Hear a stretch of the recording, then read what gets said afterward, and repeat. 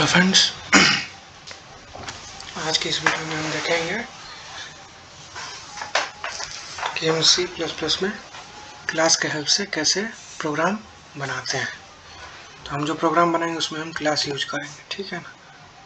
तो सबसे पहले हमको अपना हेडर फाइल इंक्लूड करना होगा जो कि है IOString। अब उसके बाद हम यूज करेंगे यूजिंग नेम स्पेस std। अब उसके बाद हम क्लास डिफाइन करेंगे, यहाँ पे सेमीकोलन। क्लास भी एक तरह से स्ट्रक्चर ही है, यही डिफरेंस है। स्ट्रक्चर का सारा वेरिएबल प्राइवेट होता है और क्लास का सारा वेरिएबल क्या होता है, प्राइवेट होता है बाय डिफ़ॉल्ट।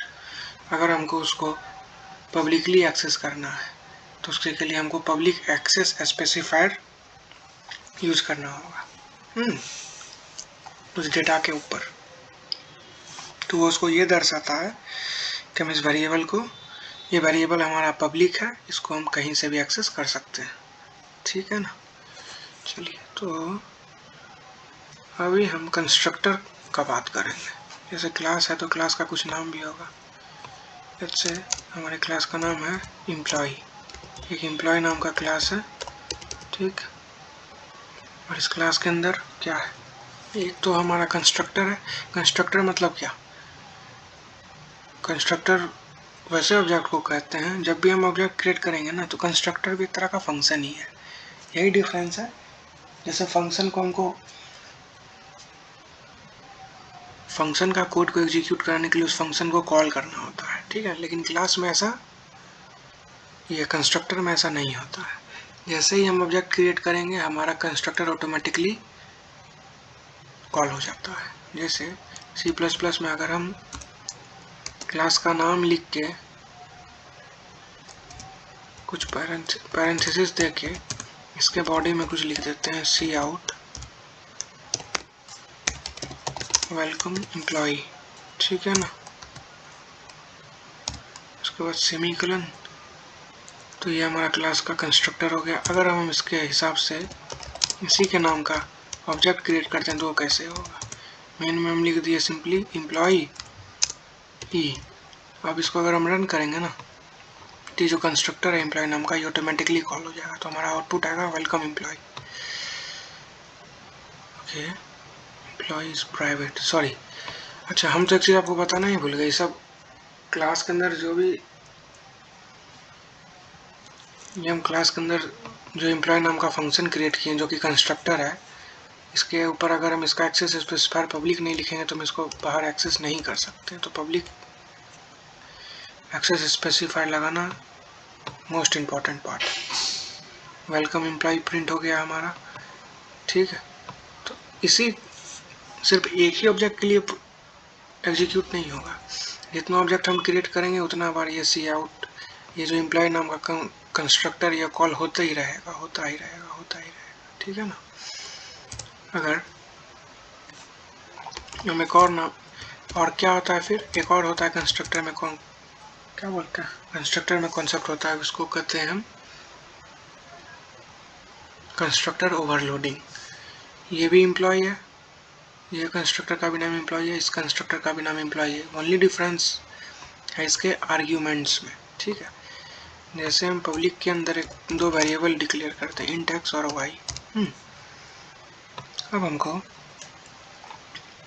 एम्प्लॉय फंक्शन हम कॉल करेंगे और उसमें दो वेरिएबल पास करेंगे, तो वो एक्स और वाई नाम के वेरिएबल में स्टोर होगा। और इस एम्प्लॉय क्लास के अंदर, कंस्ट्रक्टर के अंदर हम एक्स प्लस वाई को प्रिंट कर दिए, ठीक है ना।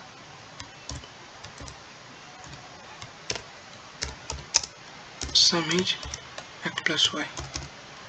अब हम एम्प्लॉय ई है ना, तो ई डॉट, अगर हम नॉट ई डॉट एम्प्लॉय ई, और कंस्ट्रक्टर को कॉल करने का सिंटैक्स ये है, हम एम्प्लॉय ई को कॉल किए और दो आर्ग्यूमेंट पास कर दिया 12 और 12, तो इसका आउटपुट आना चाहिए 24। Let's run the code.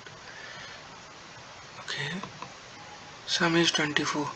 अगर हम चाहेंगे तो यूजर से इनपुट भी ले सकते हैं, let's say int A B. उसके बाद सी इन के हेल्प से हम यूजर से इनपुट ले लिए ए बी। अब हम इस फंक्शन को जब कॉल किया तो यहाँ पे लिख देते हैं ए और यहाँ पे लिख देते हैं बी। अब इसको हम रन करके देखते हैं क्या आउटपुट आता है हमारा। ठीक है, जैसे हम पास किए 13 14 which is nothing but 27, some is 27, बिल्कुल सही है। अब अगर हमको इसके अंदर और भी कुछ लिखें क्लास के अंदर, लेट्स से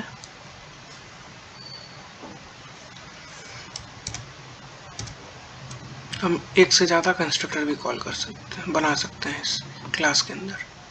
एम्प्लॉय नाम का है, तो ये सब पब्लिक एक्सेस स्पेसिफायर है, मतलब ये वेरिएबल को हम कहीं से भी एक्सेस कर सकते हैं। ठीक है ना। और बाय डिफ़ॉल्ट क्लास के अंदर हम जो कुछ भी लिखते हैं वो प्राइवेट होता है, उसको हम कहीं से भी एक्सेस ईजिली नहीं कर सकते। ठीक है ना। तो जब भी ऑब्जेक्ट क्रिएट होगा तो उसके लिए हमारा कंस्ट्रक्टर कॉल होते हो जाएगा। ठीक है, आइए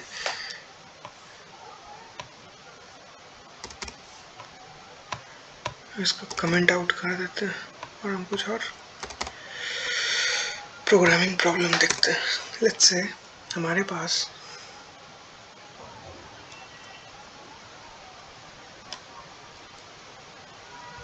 एक वेक्टर गिवन है। वेक्टर का टाइप है इंट, मतलब हम उसमें integer variable integer value store कर रहे हैं। हाँ, और इसमें हम एक एरे बना दिए हैं, इसमें कुछ रैंडम एलिमेंट्स हैं 4 5 1 2 1 0। ठीक, अब हमको इस वेक्टर को करना है सॉर्ट। तो हमारे पास एक हेडर फाइल होता है C++ में हैश इंक्लूड एल्गोरिदम नाम का। इस एल्गोरिदम नाम में क्या रहता है, ये सब सॉर्ट का कोड उसमें डिफाइन है। जैसे हम लिखेंगे ए डॉट सॉर्ट फंक्शन कॉल करते हैं, उसमें अब आर्ग्यूमेंट ए डॉट बिगिन, ठीक है, ए डॉट इंड। अब हम क्या करते हैं, इसके बाद हम कुछ नहीं, हम फॉर, अगर सिंपली हम वेक्टर प्रिंट करवाना चाहते हैं तो क्या हम उसको प्रिंट कर सकते हैं सी आउट के हेल्प से।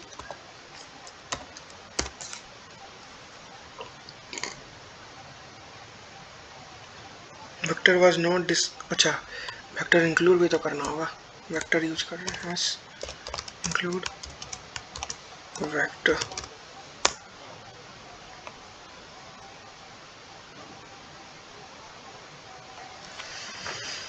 नो मैच फॉर ऑपरेटर, क्या एरर आया। Okay, operator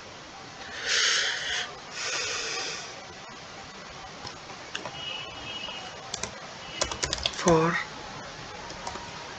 int I assign 0, I less than 5, I plus plus, C out में हम प्रिंट कर देते हैं ए ऑफ आई, उसके बाद थोड़ा सा स्पेस, बस हो गया। अब इसको रन करके देखते हैं। तो हमारा जो एरे गिवन था, वेक्टर, वेक्टर क्या है, डायनामिक एरे है और कुछ नहीं है। तो ये सॉर्टेड ऑर्डर में प्रिंट हो गया 0 1 2 4 5। ठीक है ना। अगर C++ में हम बबल सॉर्ट देखेंगे तो वो कैसे होगा, ये जो हम सॉर्ट फंक्शन जो बिल्ट इन फंक्शन यूज कर रहे हैं ना, ये मर्ज सॉर्ट है, जिसका कॉम्प्लेक्सिटी होगा big of n log n। आइए अब हम क्या देखेंगे जाके, अब हम बबल सॉर्ट का कोड देखेंगे, बबल सॉर्ट जो कि बहुत बेसिक सॉर्टिंग एल्गोरिथम है। इस फंक्शन को कॉल के, इस फंक्शन को हम करते हैं डिफाइन, ये फंक्शन कुछ भी रिटर्न नहीं करेगा। बबल सॉर्ट इंट, एक एरे ले लेते हैं हम 9 0 3 -4 और लेट्स से वी हैव 1, तो टोटल 5 एलिमेंट है। तो अब हम एक लूप चलाते हैं फॉर। तो बेसिकली बबल सॉर्ट में क्या लॉजिक है, हम एरे के पहले एलिमेंट को सिलेक्ट किए और इसको बगल वाले से कंपेयर किया, अगर बगल वाला एलिमेंट छोटा है तो स्वैप करवा देंगे।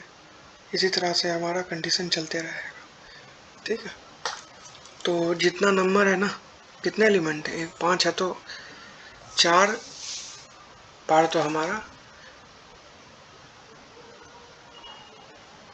नेस्टेड फॉर लूप चलना ही चाहिए, तब जाके हमारा एलिमेंट बारी बारी से सॉर्ट होगा। ठीक है ना। तो एक इंट नाम का वेरिएबल बनाए, I assign 0, starting index I less than